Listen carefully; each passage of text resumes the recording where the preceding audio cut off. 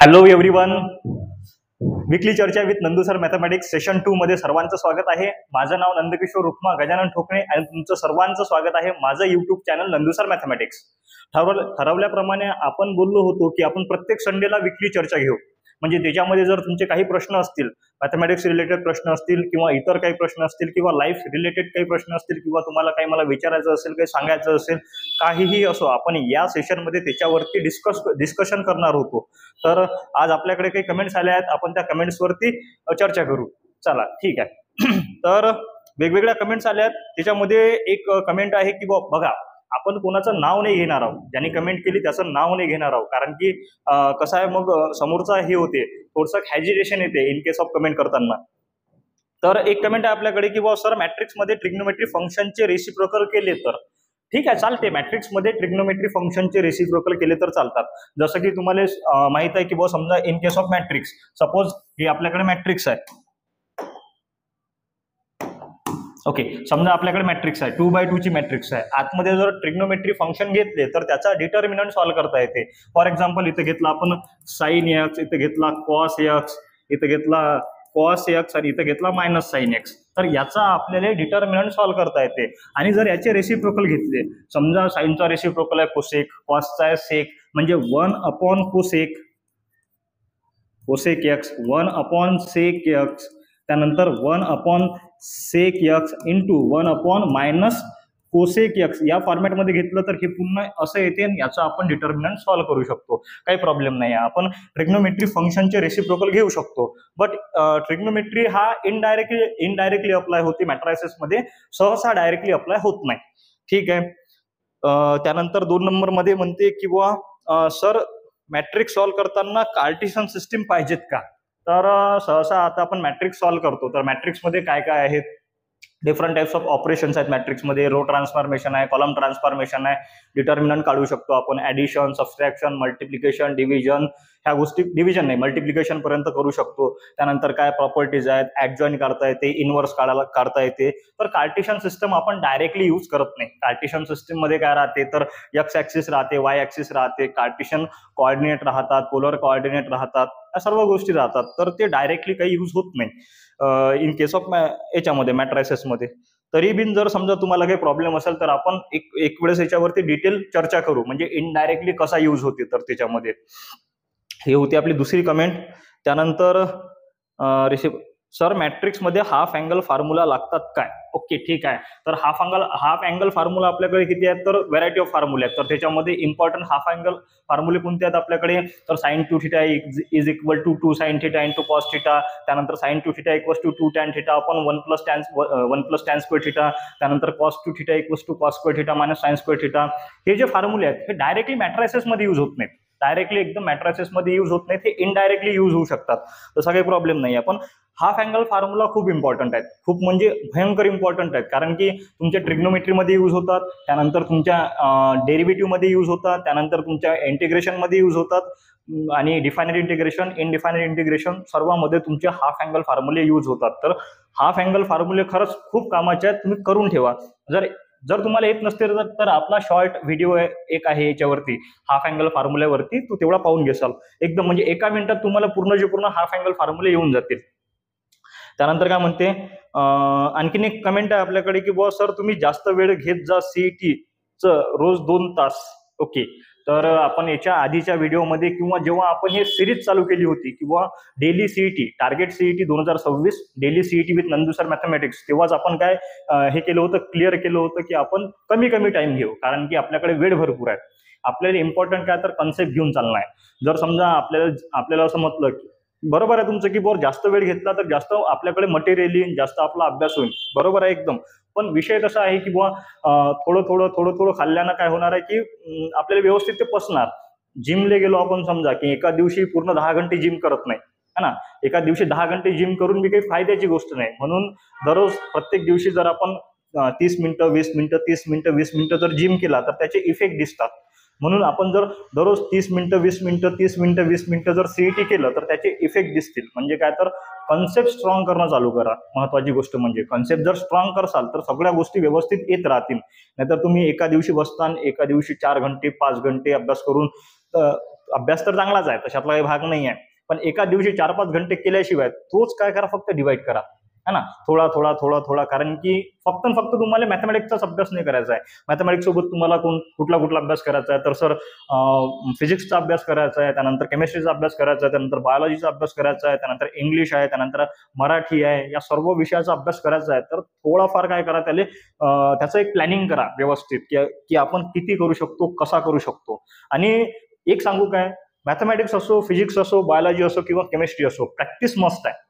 Practice तुमची कधी हार्डच असली पाहिजे. प्रॅक्टिसपेक्षा रिव्हिजन महत्वाची आहे. रिव्हिजन तुमची स्मार्ट असली पाहिजे. प्रॅक्टिस हार्ड असली पाहिजे, बिलकुल. प्रॅक्टिस तुमची हार्ड असल्याशिवाय पर्यायच नाही, पण रिव्हिजन स्मार्ट असली पाहिजेत.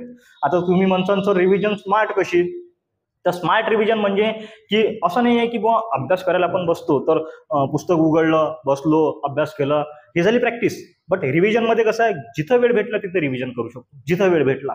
इम्पॉर्टंट काय असते रिव्हिजन मध्ये, प्रोसेस. मी केव्हाही शिकवतो, माझे जेवढे मुलं आहेत, जेवढे क्लासवरती मुलं आहेत, त्यांना काय, मी तर अँसरशी मतलब नाही आहे, प्रोसेस महत्वाची आहे. अँसर तर येणारच, अँसरला मरू द्या तिकडे, पण प्रोसेस महत्वाची आहे. जर प्रोसेस आली तर अँसर येते. कुठलीही गोष्ट लाईफमध्ये आपण कोणतीही गोष्ट करतो त्याला एक प्रोसेस आहे. जर समजा आपल्याला काही एनिथिंग, आपण उठल्यापासून झोपल्यापर्यंत कोणत्याही गोष्टी केल्या, कुठल्याही गोष्टी केल्या तर त्या प्रोसेसनुसार जातात. फॉर एक्झाम्पल, आपल्याला एखादी भाजी बनवायची आहे तर त्याची पण प्रोसेस आहे. सर्वात पहिले काय करावं लागते, तर भाजी बनवायचं मूड बनावं लागते. भाजी बनायचं मूड बनलं की त्यानंतर मग काय करावं लागते, आपल्याला कढई घ्यावं लागते, तेल टाकावं लागते, कोणची भाजी बनवायची आहे ते डिसाईड करावं लागते, नंतर मसाला टाकावा लागते. जर वांग्याची बनवत असेल तर वांगे टाकायचे, वांगे होऊ द्यायचे, ह्या गोष्टी आपल्याला करावं लागतात. म्हणजे काय, तर प्रोसेस मधून जर गेलो आणि प्रोसेस जर व्यवस्थित लक्षात असली तर आपल्याला समोरची गोष्टी एकदम परफेक्ट येते. म्हणजे काय, जर क्वेश्चन मध्ये गुगली जरी पडली, गुगलीवाला क्वेश्चन जरी पडला तरी आपण त्याला टॅकल करू शकतो. म्हणून प्रोसेस खूप महत्वाची आहे. तर 2 तास आपण विचार करू. 2 तासाचा विचार म्हणजे तर वन शॉटचा विचार करू आपण. जर आपल्याला त्या लेवलचा रिस्पॉन्स असेल तर आपण 100% वन शॉट मध्ये उतरू.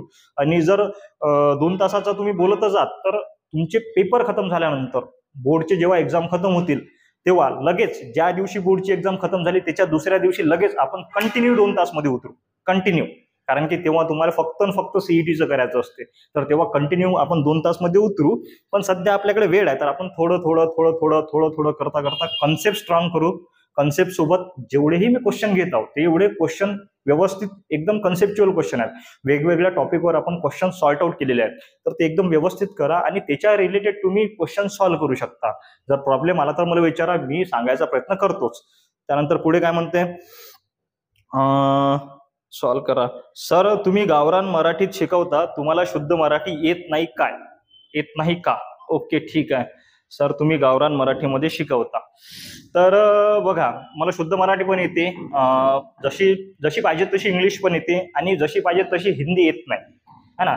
विषय कसा असते, गावरान मराठी म्हणजे काय, जे भाषा आपल्या रक्तात आहे, सरळ सरळ, म्हणजे ज्या भाषेबद्दल आपण किंवा जे भाषा आपण बोलताना विचार करत नाही, विचार करायचं काम पडत नाही. म्हणजे एका भाषेच्या चौकटीमध्ये न थांबता आपल्या मनामध्ये जेही विचार आहेत ते मोकळे मनाने सांगून देणे म्हणजे ते आपली भाषा झाली. मग ते आपली गावरान मराठी असो की शुद्ध मराठी असो, त्याच्यामध्ये भेदभाव न करता आपण करू शकतो.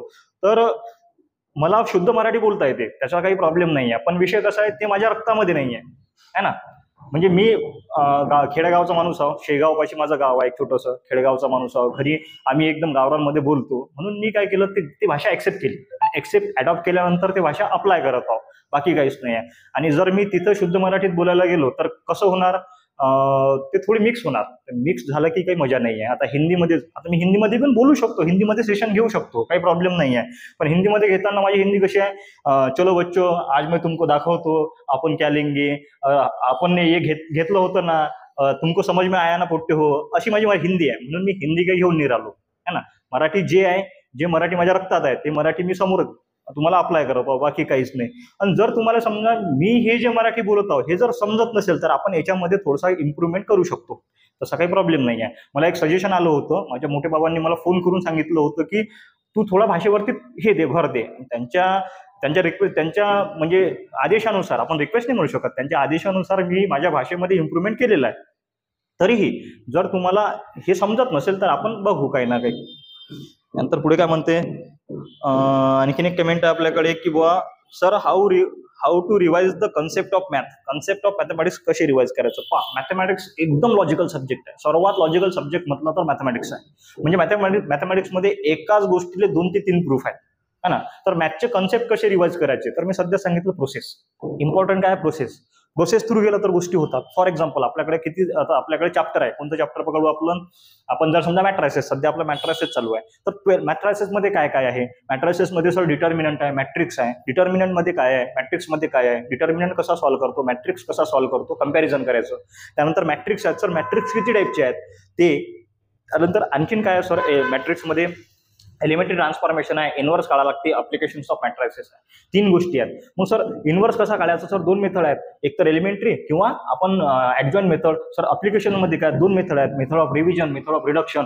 अशा गोष्टी फक्त एक वेळेस आपण एका पेजवर लिहून घ्यायच्या. पेजवर लिहून घेतल्यानंतर त्याच्यामध्ये आता एलिमेंटरीमध्ये 2 पडतात. कुठला तर रो ट्रान्सफॉर्मेशन आणि कॉलम ट्रान्सफॉर्मेशन. मग सर 2 पडतात, त्या 2ची प्रोसेस काय आहे, ऍडजॉइंटची प्रोसेस काय आहे, मेथड ऑफ रिडक्शनची प्रोसेस काय आहे, मेथड ऑफ इन्व्हर्जनची प्रोसेस काय आहे, पूर्ण लिहायचं. समजा आता मेथड ऑफ रिडक्शन घेतलं आपण, रिडक्शन म्हणजे रिड्यूस करणे. मग काय करायचं, तो मॅट्रायसेस घ्यायचा, त्याला AX = B या फॉर्मॅटमध्ये लिहिलं. नंतर काय, with the help of row transformation, only row transformation आपण त्याला अप्पर मध्ये किंवा लोअर ट्रँग्युलर मध्ये कन्वर्ट केलं. ते कन्वर्ट केल्यानंतर आपण XYZ च्या व्हॅल्यूज काढल्या.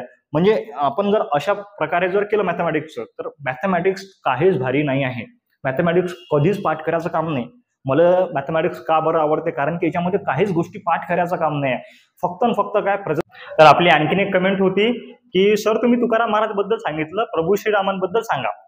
तर तुकाराम महाराज बद्दल सांगितलं म्हणजे काय, तर आपण आपल्याकडे कन्सेप्ट म्हणजे आपण जेव्हा हे घेतो, क्वेश्चन चालू करतो किंवा लेक्चर चालू करतो, तेव्हा वर्ड्स विच मोटिवेटिव्ह म्हणजे तुम्हाला इन्स्पायर करायसाठी काही आपण देत असतो, काही बोलत असतो. तर त्याच्यामध्ये सांगितलं होतं की असाध्य ते साध्य करिता सायाचं कारण अभ्यास तुका म्हणे. आणि प्रभू श्रीरामांबद्दल बोलायचं झालं तर प्रभू श्रीरामांबद्दल भरपूर साऱ्या गोष्टी आहेत बोलायच्या, आणि त्यांच्यावरती बोलू मी एवढा मोठा काही नाही आहे, एवढा मोठा मी झालो नाही की प्रभू श्रीरामांबद्दल बोलू. पण तरीही तुमची कमेंट आहे म्हणून मी 4 शब्द बोलू इच्छितो की सुंदर सत्य सनातन राम, परमपुरुष पुरातन राम, दिव्य दीर्घ दिवाकर राम, प्रभावी कुंज प्रभाकर राम.